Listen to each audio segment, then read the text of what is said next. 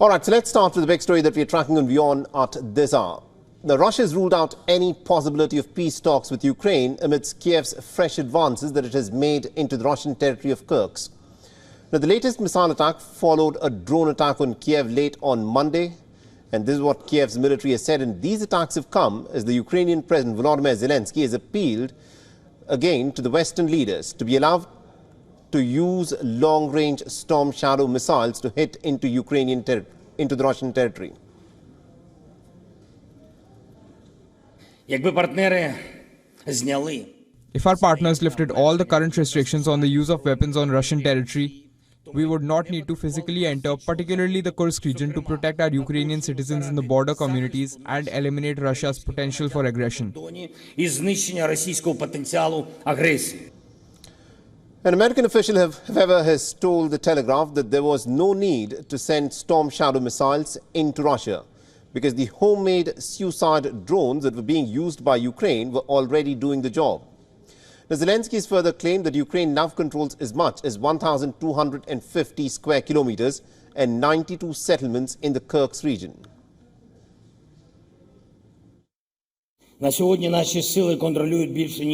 Ukrainian warriors continue the defensive operation in the designated areas of the Kursk region.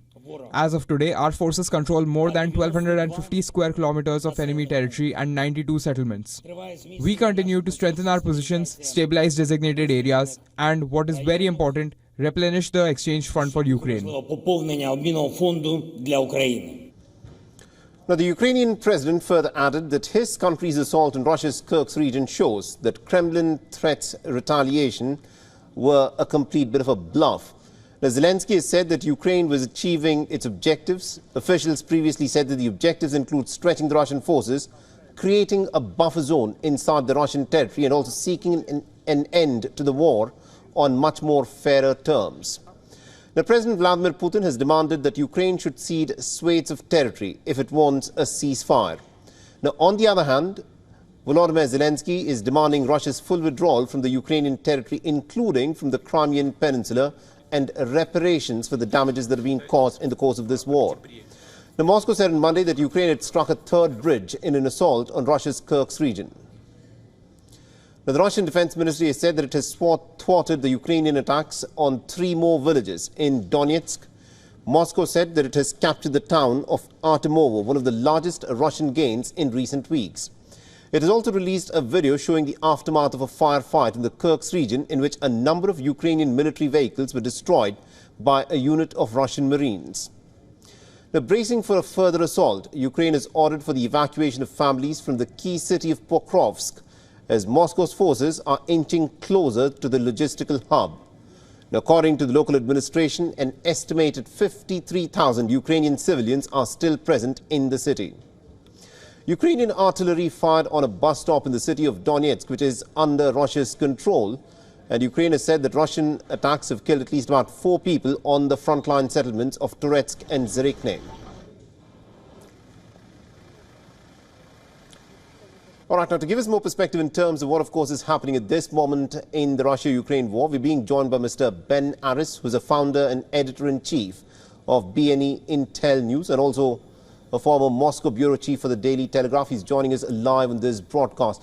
Now, Mr. Aris, this is a pretty important statement that the Russians have made, where they've said that they will not negotiate, considering the fact that Ukraine has now carried out incursion deep into the Kursk region. And according to the Ukrainians, they continue to gain more and more territory. With this incursion, are we to to say that negotiations are completely off the table? I think they're frozen. They're frozen for the time being. And if you think of the logic, the whole incursion into Kursk, people have been scratching their heads to say, what is the strategic goal here?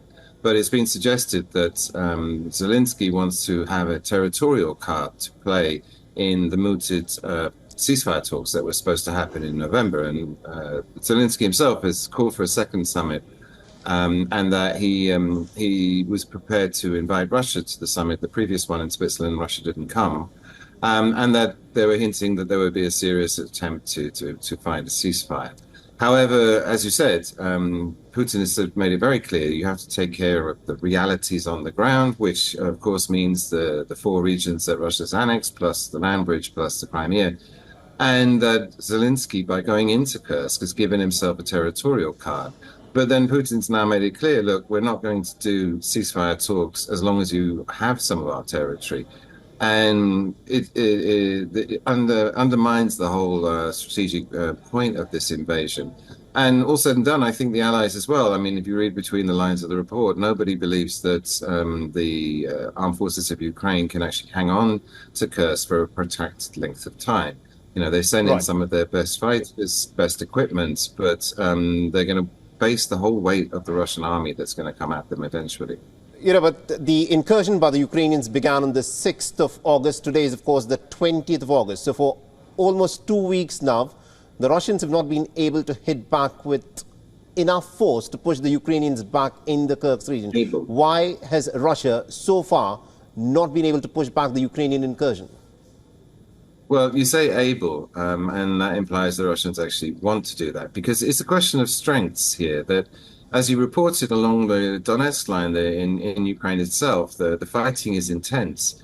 And what we've been seeing is that Russia has moved some troops out of Ukraine and fallen back to help contain the AFU, which are in Kursk, but surprisingly small amounts and surprisingly weak troops. And the point is, I think here that Putin, it seems the picture that's emerging is that the Kremlin has decided to, rather than weaken its attack in Donetsk, because that's another strategic goal here, is that the idea is to do a diversion in Kursk and get Russia to remove significant amounts of troops to go to Kursk. And that would relieve the pressure on the front line in Ukraine. Because Ukraine is losing there. I mean, the Russians are making steady advances. And you mentioned the key town of Pokrovsk, that, you know, the Russians are on the verge of taking that. That's a strategic logistical hub. Right. And if they get that, they break through into open country behind and then run amok in the same way that the AFU is running amok in Kursk, and take on Kramatorsk, which is another key town. And then suddenly the whole Ukrainian line looks like it's going to collapse. So rather than sacrifice that strategic initiative that the Russians are in the middle of for the protection of Kursk, they've just contained the forces, and they're willing to just let them sit there because they can't actually do that much now. They've got it. And then make their breakthrough in Ukraine, possibly see the whole Ukrainian line collapse, and then come back to Kursk and deal with the AFU that are still sitting with. All right, we'll have to leave it there. Thank you very much indeed, Mr. Ben Aris, for joining us and getting us that perspective there. For all the latest news, download the WION app and subscribe to our YouTube channel.